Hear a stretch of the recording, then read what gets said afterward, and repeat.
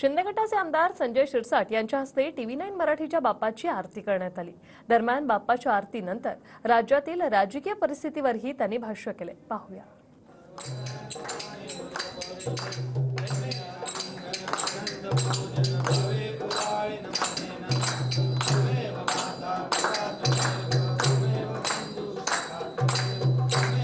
शिवसेनेचे मुख्य प्रवक्ते संजय शिरसाट आज आपल्या बाप्पाच्या दर्शनासाठी या ठिकाणी आलेले आहेत। बाप्पाकडे त्यांनी नेमकं काय साकडं घातलंय ते आपण त्यांना विचारणार आहोत। संजयजी, खूप खूप स्वागत तुमचं इथे। आज बाप्पाला तुम्ही नेमकं काय साकडं घातलं? बाप्पाला साकडं घालण्याची आवश्यकता नाही, बाप्पा सगळं समजतोय।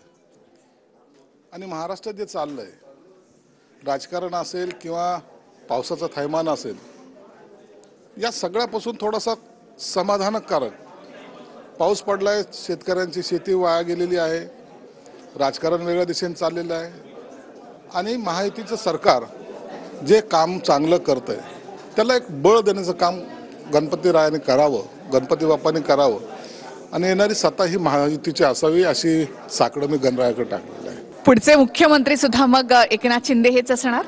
नाही, आता हे तर ठरवणार आहे, पक्षाचे तिन्ही नेते ठरवतील। पण त्यांच्या नेतृत्वामध्ये म्हणजे त्यांच्या चेहऱ्यावर निवडणूक लढवली जाणार, मग तेच पुढचे मुख्यमंत्री असं म्हणायचं का? बघा, पक्षाचं म्हणून जर मला विचारलं तर मला वाटतं एकनाथ शिंदे मुख्यमंत्री असावेत, काही गैर नाही। परंतु ह्या निवडणुकीच्या तोंडावर पहिले जर आपण अशा काही जर आपण बोललो तर मग ते माहितीमध्ये मग हा का नसावा, तो का नसावा, हे चर्चा होऊ नये म्हणून मुख्यमंत्री ठरवू आम्ही निवडणुकीनंतर।